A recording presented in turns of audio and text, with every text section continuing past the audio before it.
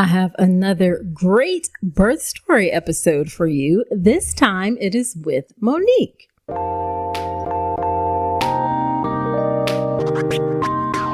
Welcome to the All About Pregnancy and Birth podcast. I'm Dr. Nicole Calloway Rankins, a board-certified OBGYN who's been in practice for nearly 15 years. I've had the privilege of helping over 1,000 babies into this world, and I'm here to help you be calm, confident, and empowered to have a beautiful pregnancy and birth. Quick note, this podcast is for educational purposes only and is not a substitute for medical advice. Check out the full disclaimer at drnicolerankins.com/disclaimer. Now let's get to it. Hello there. Welcome to another episode of the podcast. This is episode number 211. Whether this is your first time tuning in or you are a returning listener, I am so glad that you're spending some of your time with me today. In today's episode of the podcast, we have a birth story from Monique. Monique is originally from Suriname, which is a country in South America, and in 2017, she moved to St. Martin, where she lived and worked for 12 years. In 2020, she moved to Tallahassee, Alabama, where she married her husband, Wayne, and their daughter was added to the family in 2022. Monique is an older first-time mom. She was 41 when she had a miscarriage and then 42 at her first baby's birth. She also had to deal with being in the U.S. for just a short period of time when she got pregnant and getting acquainted with the U.S. culture and customs regarding birth.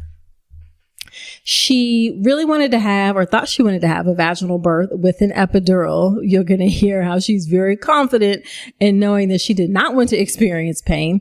And she was scheduled to be induced just after 40 weeks. But as things can happen with labor, as things do with labor, things took a little bit of a turn. And you're going to hear all about those twists and turns in her birth story today.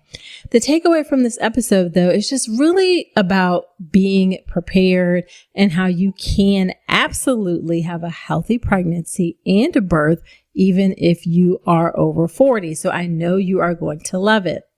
Now, one of the things that Monique did to prepare was take the birth preparation course. The birth preparation course is my childbirth education class that gets you calm, confident, and empowered to have a beautiful birth with an emphasis or focus on birth in the hospital. You can check out all the details of the birth preparation course at drnicolerankins.com/enroll. Well over 1,000 moms have gone through the course at this point, and I would love to have you go through it too. All right, let's get into the birth story episode with Monique.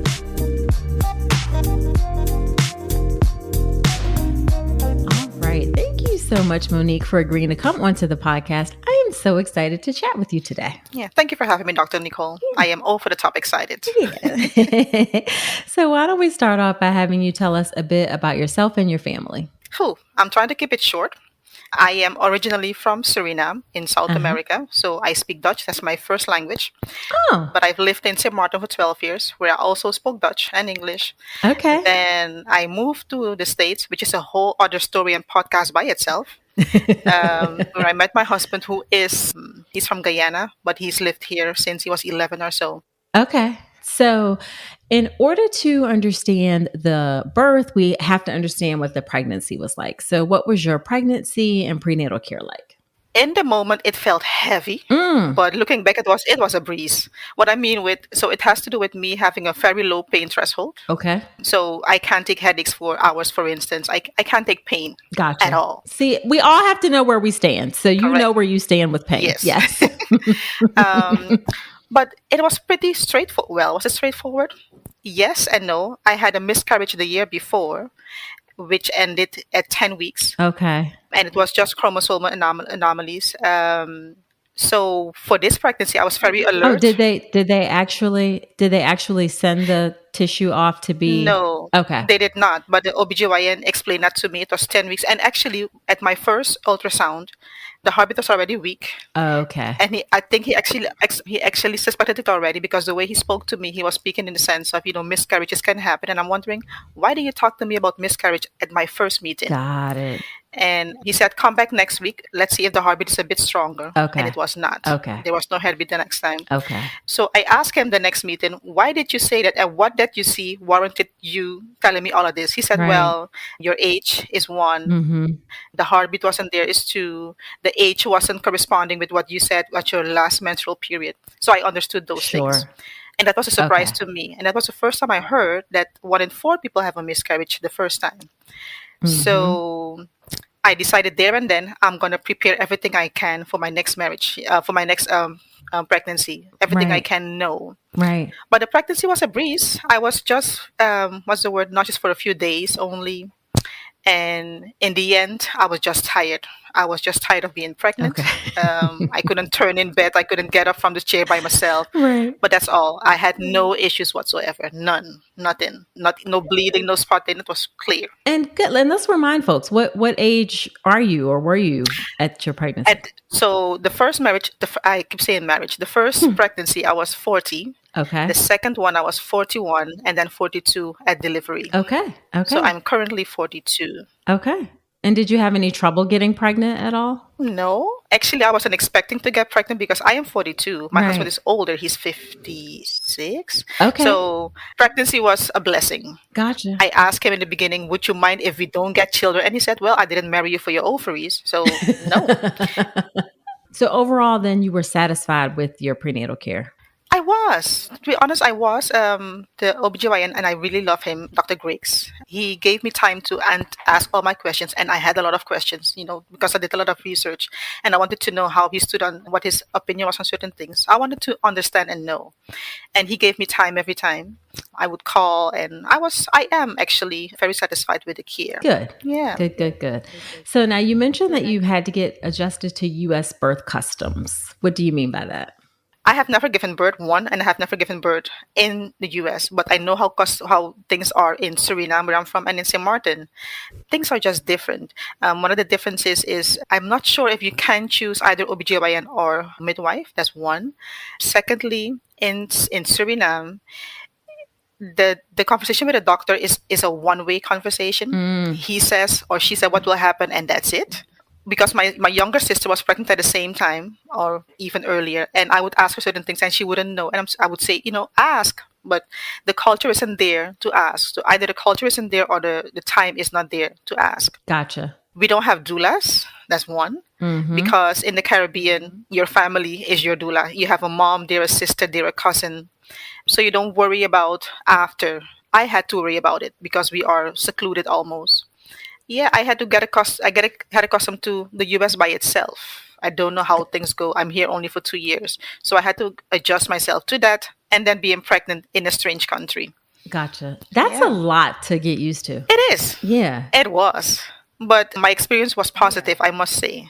Okay, good. And I have listened to a few stories, listening to persons, not everybody has that same positive experience. They have to either fight for what they want or, advocate, practically fight for what they want. I did not have experience at all. Okay, good. And do you have any family here, or is it just you and your husband? I have no family here. Okay. And his closest family lives 5 hours away. Right. Well, that was a lot. Yeah.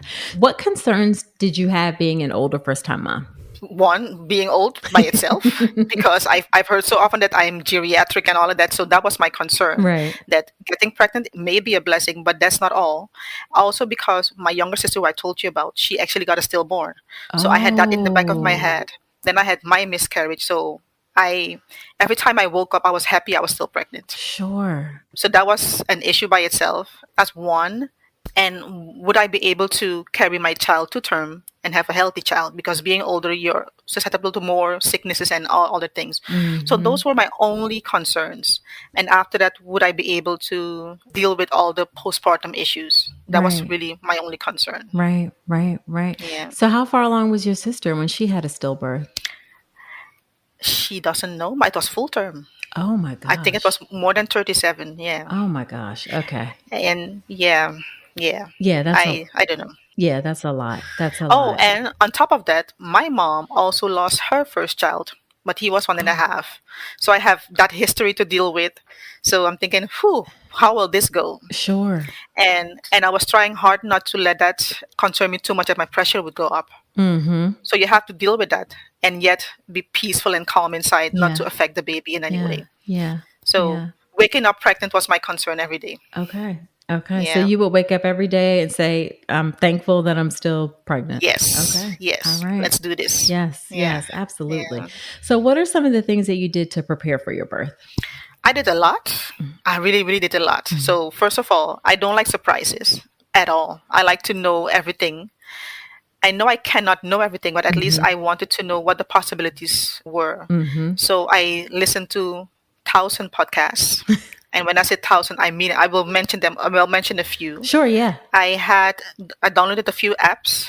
I will mention them in a minute. Uh-huh. And I enrolled in everything that says, let's help mom. One of the things is that my insurance has a program called Baby Yourself Uh-huh. from Blue Cross Blue Shield. I enrolled in it for a nurse to call me every month to see what's going on. I hired a doula, both a birth doula and a postpartum doula. Okay. I did my prenatals and I did Element. Mm-hmm. And I like their service too. That's a whole different story. Yeah. So what I did was I did research on older moms, Uh-huh. or pregnancy older than 40 years. I read a lot. So the apps that I use were What to Expect. They have an app, Uh-huh. and they give you week by week prognosis of what you can expect. Right. And 24 Baby, which is a Dutch app, but same concept. Sure. I did birth education. I did yours, Uh-huh. which I like. I still have it, of course. There's also birth education done by a doula. Her name is Nakia Lawson. Okay. Free education, Okay. and they do it, and they have it every month, 4 days. Uh-huh. Four times a month, yes, correct. And they explain everything the same way you explain it, only from a doula standpoint. You had from a Got medical it. standpoint. Got it. Got it. Got it. And all those things helped. And I had a podcast. The Uh-huh. first one I listened to is Life After Miscarriage because I had to deal with that. Okay. And basically, that was for me to know, to validate my feelings because Sure. it was really, really painful. Sure. And nobody speaks about it being painful. Mhm. It was really like, what you call those things? Contractions. Mhm. It was bad. So I Mhm. just wanted to hear that somebody had the same experience. Sure. So when I heard a few stories that it is possible, I said, okay, then I'm okay. I listened to the Bird Hour. Mhm. I listened to All About Pregnancy and Birth. Mhm. I listened to Evidence-Based Birth. Yep. 24 Baby, which is a Dutch one. Okay. We have Down to Birth, Preggy Pels, Pregnancy Podcast. Uh-huh. And the one that I like is It Normal? Oh, I haven't heard that one. I think it's a British one. Okay. Okay. Yeah. Okay. That's where a pregnant lady talks to both a doctor and a doula. And they ask questions. Is this normal? This happens to me. Is it normal? And then she would explain it. So those are Nice. the podcasts I listen to. Okay, so you were very well prepared. Yes. So after a while, when people come onto your podcast, I could almost say, okay, this is going to happen. It's going to be suggested. I was almost an online OBGYN. Right. I Yeah. love So it, I, love I it. knew the possibilities. Sure, Yeah. sure.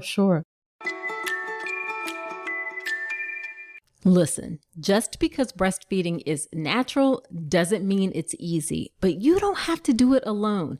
That's where the Lactation Network comes in. The Lactation Network helps parents at every stage of the breastfeeding journey, whether you need support resolving feeding issues, choosing the right breast pump, creating a plan for weaning, or really anything in between. The Lactation Network is the largest network of licensed breastfeeding experts in the country. They provide in-home, in-office, and telehealth consultations in all 50 states with no out-of-pocket cost. Get the breastfeeding care you deserve with the Lactation Network. Visit tln.care/AAPB to learn more and schedule your own insurance-covered lactation consultation today.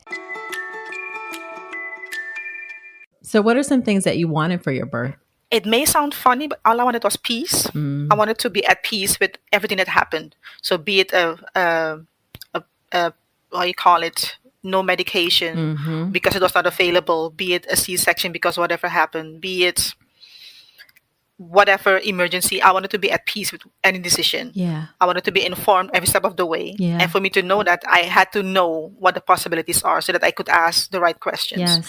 I wanted no surprises. And I wanted no pain. Okay.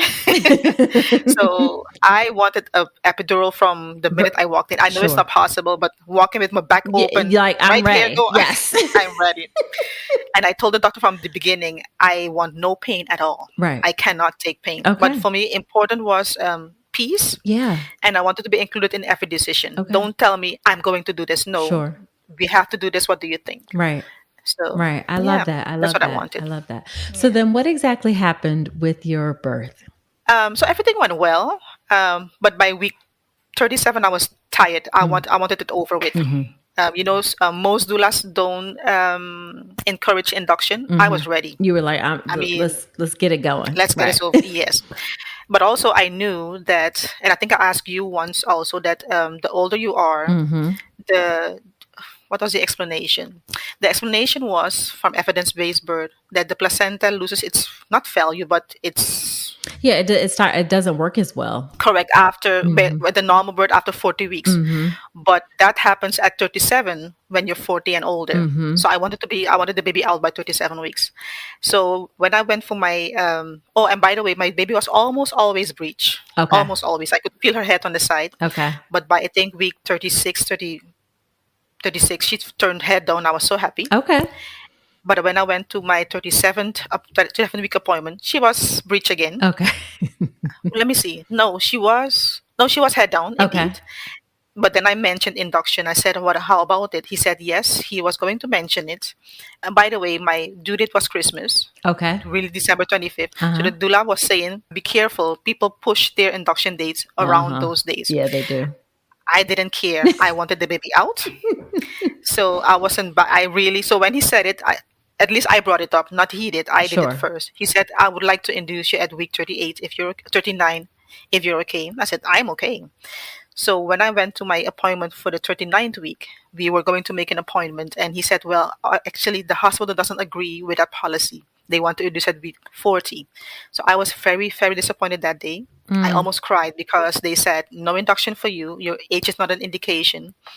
So Really? Even being over 40? yes. I'm surprised. Although the doctor really wanted, but the hospital wasn't. They said, we can put you on the wait list. And I went home really disappointed. Actually, sad. I was really sad. I wanted to cry. Sure. But I decided, you know what, it was the week before Christmas. We celebrated Christmas. I didn't go anywhere because I was really uncomfortable at that time. Nothing fits. And then the hospital called on Boxing Day. They said, we have a space available. Are you willing? My husband and I rushed out of the house. Yes, we are ready. The bag was packed from week 30. So Right. we went out. I said, but wait, you said the waiting was to be for the Tuesday. They said, yes, if it has to be Tuesday, you have to come on Monday so we can prepare. Sure. I explained to my husband, induction doesn't mean the baby will be here tomorrow. Right. It means they will start. I was a doctor. I explained this will yes. happen. And Yes.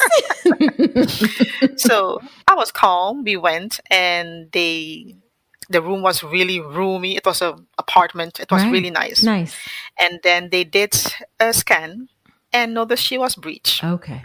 I said, wow, at this point you want to be breech? So, and the doctor who came in, I know that she's a hospitalist because she was not my doctor, but she was at the hospital. She did say, I work with your OBGYN. Your baby is breech. I can try the ECV. I wasn't for that because I know it's painful. Okay. I know it works 50% of the time. I was informed. Yes. Yes. I said, no, we are not going to try that. She said, how do you think about the C-section? And I said, I am okay with it. Right. I'm not going to push out the breech baby. Right. I mean, let's do what we need to do. She said, we can schedule one for tomorrow if you're okay with it. I said, I'm okay with it. Right. So we scheduled one for the next day. And I was really at ease. And then all of a sudden, I heard my machine beeping. So I called the nurse. I said, something is beeping over here. She said, it's beeping because your pressure is really high. It was 160. And my pressure has always been 125, 135. But 160 was really high. He said, and your liver enzymes are elevated, something like that.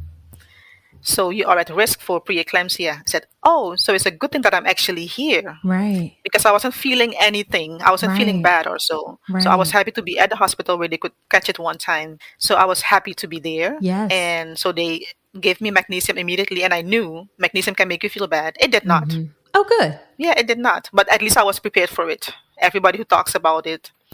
And I explained when they left, I talked to my husband, are you okay with us going ahead with the C-section? I don't want the easy. I explained to him why not. Right. He said, man, I should have listened to your podcast and your stories more often to know that you know all of this. I said, you should have. Yes. Yes. Yes, you should have. And I fighted him a few times. But anyway, every time I listened, I explained to him what I learned. So we decided to do that the next morning. And my OBGYN came in. He said, are you ready? I said, I'm ready as can be. Yeah. I know the epidural can hurt, the initial Mm-hmm. can hurt. It did not. I was really at ease. The only thing I was wondering is how did they get me from one bed to the next? Anyway, it was really, I don't know, because I didn't see anybody lifting, but I was. Yeah, we kind of slide, folks. Yeah. I said, wow, that's good. Then he came in. He said, you know why you're here? I said, yes. Yeah, we're asking you just that we don't remove your uterus by accident. We know, what we're going to Sure. do. He said, and then I remember you did that too. We call it, you said a stop to see, that we have the right person. I said, I know this. And he said, and I'm going to check if your epidural works. And it does because I pinched you and you didn't scream. I said, oh, I didn't feel anything. He said, I also put the liquid that's supposedly to be icy, and I didn't feel it. So Good. I was good. Good. He said, I'm not going to give you a play-by-play. It doesn't matter. I said, I don't need the play-by-play. Right. All I need is to hear the baby cry. Right. So we started at 8. She was out by 8:14. Okay. And she screamed her lungs out, as she still does. Oh, goodness. Yes. They did not do skin to skin, but I think because I asked him before, he said, yes, we can do it, but I didn't discuss skin to skin with the C-section. Okay. But they gave her to me and they gave her to my husband after when I Okay. was rolled out to the next room. I forgot what the room Okay. is. Okay. And I was pain-free for the entire day. He came the next morning and I asked him, did everything go well? He said, yes, you did great. And I asked him if I made a good decision declining the ECV. He said, actually, I am happy you did. Because first of all, we don't know why she was breached all the time. And when she was breached again, it may have been something in your uterus. So we don't know. So I'm happy you did not. Yeah. And he said, you did excellent. He said that a few times. I said, no, you did excellent. So he said, how is the pain? I said, actually, I have no pain at all. Really the next day, but the day after, he explained, we give you pain medication for 24 hours. Right. So the pain will come in gradually, and it did. Okay. But not as bad, because I remember the next day, I was in pain, but it wasn't the incision. Now I know it has been gas. I didn't know gas could hurt so much. I said, listen, wow. that can be awful. It can really be awful. Really? Yes. Just air? Yes. Yes. I cried. Yes. Yes. It's like, Lord, help me, please. I have got to get this out of my body. Yes. I had no clue. So the nurse said, I think it's gas. I said, no, it's not gas. It's pain. Right. She was a really nice nurse, I must say. No, Nurse Joan. She said, what about a suppository? I said, I don't think that will help. It's just painful. And then they gave me some IV pain medication. It was really, really bad. But after that, it was okay. The only thing I was surprised about is that before delivery, I couldn't get out of bed myself. And I thought it would be over. Oh, it was even worse. I couldn't get out of bed myself. I couldn't walk. But I had the peace that I wanted. I felt at ease. Right. I felt okay. Right. It was good. I mean, C-section is not the ideal way to deliver a baby, but I was really okay with everything, considering my age. She was breech, and my pressure went up for no reason. Yeah. Really for no reason. Yeah. Yeah. Yeah. So, I mean, even though I don't know if I would say that it's not ideal. It seems like that was the way that she was supposed to come. Correct.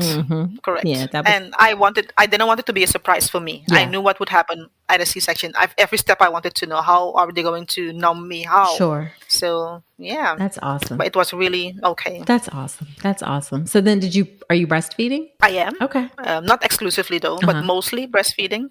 But my position was, I want to breastfeed, but not at all costs. Yeah. If it's going to hurt me, that I am in mortal debt every day to feed her, then no. Yeah. But I also wanted to give myself time because I know it's a new thing. By the way, my birth doula is also a lactation consultant, so she helped me Ah, before nice. with Nice. positions. The hospital also has lactation consultants Uh-huh. who you can get, at a call immediately. So I got my support. Good. Listen, just because breastfeeding is natural doesn't mean it's easy, but you don't have to do it alone.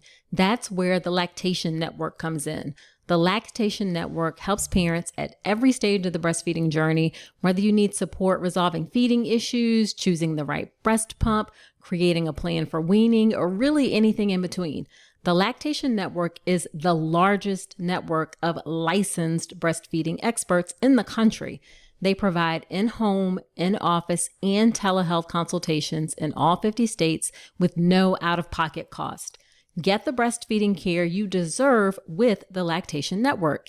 Visit tln.care/AAPB to learn more and schedule your own insurance-covered lactation consultation today. And was your birth doula there at the hospital with you? Not at the birth, because this hospital doesn't only allowed one person. Gotcha. And my husband was there. Okay. And I had a doula because I remember telling the doula I want a doula because I want my husband to be my husband. Uh-huh. Not helping me. I want him to be there for me. Yeah. And then you be there for me and for him eventually. Yeah. So, but since she knew that the baby was breech, she said, I cannot be there at the birth. But I will come after. Okay. She did come after. I cannot remember. I told her, I cannot remember that you came. She said, I have a picture. Look, I was here. I do not remember. Right. At all. Right. So, but she was, yeah. Okay. Yeah. Okay. I was probably drugged up and, in babyland. Yeah. And then you said you have a postpartum, you hired a postpartum doula also. Yes, because we are on our own. Uh-huh.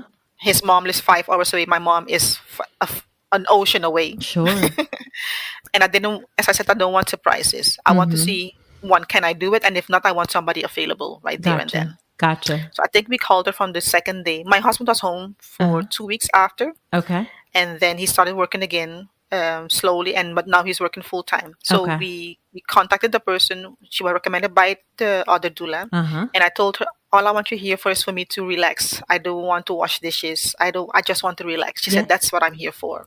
I said, I want to be lazy. I don't want to be a super mom. Yes, I love it. And she said, that's what I'm here for. Yes. So she really did that. She gave me the rest that I needed. Simple things, wash the dishes, bring the baby for me because I couldn't walk immediately. Bring her for me. You hold her after I nurse. That was really good, 4 hours a day. And it did work. It was still heavy because you are the rest of the day by yourself. Right. And I remember one day, but I knew it was half hormones and half tiredness, sleep deprivation. I was dreading the nights because she wasn't sleeping at night. Or let me say it differently. She would sleep at night, but to get her to sleep at night was hell. Gotcha. So I cried. I said, I don't want it to be night. And he said, why didn't we call the doula? I said, you're right. Let's call it. Then I know at least, even if I didn't sleep, I can sleep in the morning when she's here. Right. So it worked out. I am now 6 weeks and I'm not as tired as I was. Okay. I have a friend who came over from St. Martin, so she cooks and she does everything. She is my live-in doula. That is very nice. Yeah. Very nice. Very nice. It really helps to have somebody around. Yeah, it does. And I love how you were very clear, like, this is what I need. So help me with this. Yes. Yes. If you're going to come here and make me feel lazy because I sit the whole day, then I don't need you.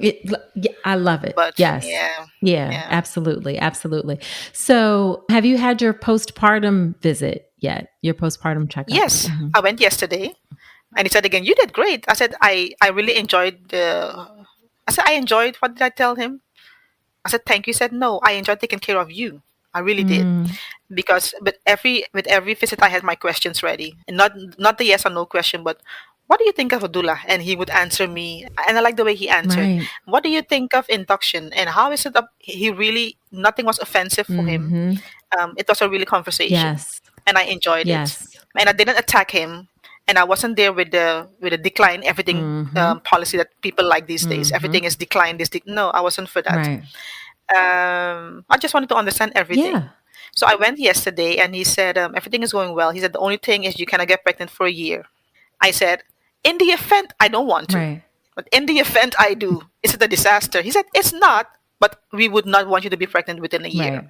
So we spoke about that. I told him I did a whole lot of research, but I did not do research on birth control after. So we spoke about that. And it was a good conversation. Good.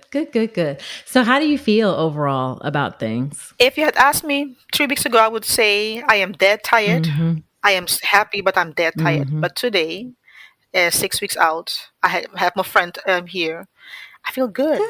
I will not, but I think I can do it again. But I will not. I feel good. She is really adorable. She sleeps during the day. She sleeps during the night. But to get her to sleep after 5, she just wants to be up, I think. Sure. But other than that, I feel good. I can walk. I can laugh because in the beginning you cannot even laugh. Yeah. I can laugh again. Okay. I lost a lot of weight. Okay. Yes. And I like that. I mean, that's not what you want with pregnancy, but it worked for me. Right. I love it. And when are you going back to work? Or are you going back to work? Yes, I'm going back to work March 15th. Yeah. I took, is it 12 weeks? 12 weeks. Okay. I got 12 weeks. Okay. So March 15th. So I have a whole month more to go. Yeah. And my mom will be here 10 days after. So I'm good. Oh, that'll be nice. Yeah, that'll be nice. Yeah. So it's a good thing to look forward to. Absolutely. Yeah. So then what is your one favorite piece of advice that you would give to folks who are getting ready for their birth? I would say prepare. And in order to prepare, you have to research a lot. You have to know what are knowledgeable resources, what are good resources. Prepare. Do a birth education class. It really, really helps to know all the possibilities. Not to cling to one possibility, not to cling to I want a non-medicated birth, but to know everything that can happen so that whenever it happens, you are at ease. Yes. So prepare and plan your postpartum. The way I had my doula plan, it really helped. Plan postpartum as well, because if the baby's here, then what? Right. I mean, the nurse in the hospital will not come with you, although I wanted to. Right. But prepare and plan postpartum.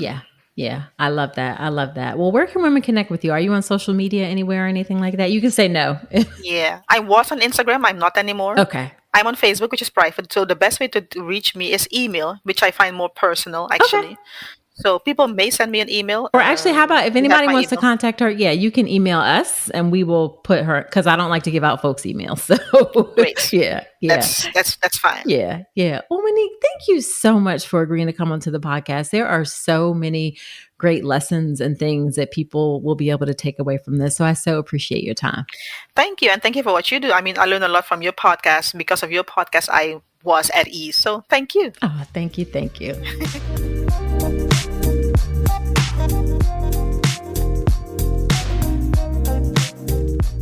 All right. Wasn't that a great episode? Monique is wonderful. She's also super active in our Facebook group for the birth preparation course Mom. So if you ever have a question in there, she's one of the first people to respond. And I so appreciate her being a part of our community.